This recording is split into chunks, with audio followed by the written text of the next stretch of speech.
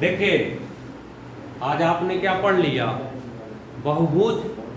तो अब जैसे बहुभुज है, बहुभुज का मतलब होता है कि ढेर सारी आकृति वाली कोई भी भुजा वाली कोई भी आकृति, ठीक है ना। तो बहुभुज का मतलब होता है ढेर सारी भुजा वाली कोई भी आकृति। तो उस आकृति में हमें बहुभुज के अंदर केवल 4 चीजें पढ़नी है। कितनी?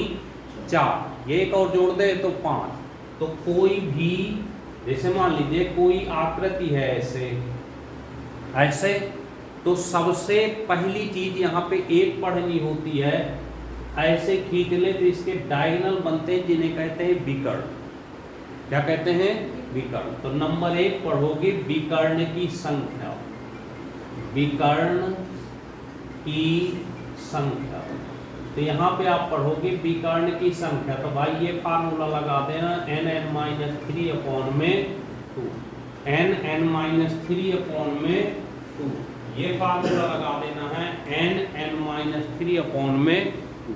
दूसरी चीज आप पढ़ोगे किसी भी बहुभुज पॉलीगन में, दूसरी चीज पढ़ोगे अंतःकोण, ये वाले।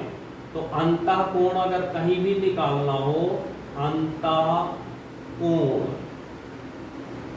का योग, किसी भी आकृति के अंतःकोणों का तो योग n-2 इंटू 180 कर देना। क्या कर देना? n-2 into 180। अगर 4 भुजाओं की आकृति तो n की जगह क्या रख देंगे?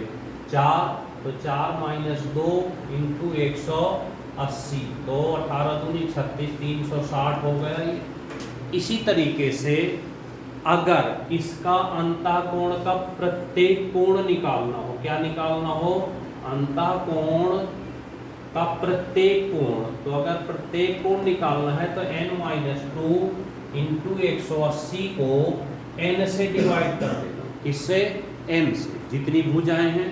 इसी तरीके से चौथा नंबर, अगर इसके बाह्य कोण यानी एक्सटीरियर एंगल पता करना हो, बाह्य कोण, तो टोटल बाह्य कोणों का योग ये हमेशा होता है 360 डिग्री। कितना होता है? 360। और अगर इसका प्रत्येक बाह्य कोण निकालना हो, क्या निकालना हो? प्रत्येक बाह्य कोण। तो भाई छोटा सा काम कर देना, 360 में से n का भाग दे देना, तो प्रत्येक बाह्य कोण मिल जाएगा। इस तरह से कोई भी बहुभुज होगा, बहुभुज में, यानी इसे पॉलीगन कहते हैं, तो इस पॉलीगन में बस इतनी सी क्लास होती है।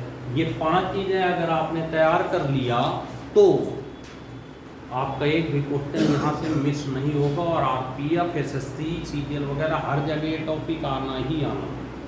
ठीक है, अब इस पे क्वेश्चन हम कराएंगे, तो आप देखते रहिए, बने रहिए हमारे साथ। देखते हैं इस पे क्वेश्चन कैसे बनते हैं, तो इसको याद कर लेना और इससे बाहर कुछ नहीं जाने। ओके, जय।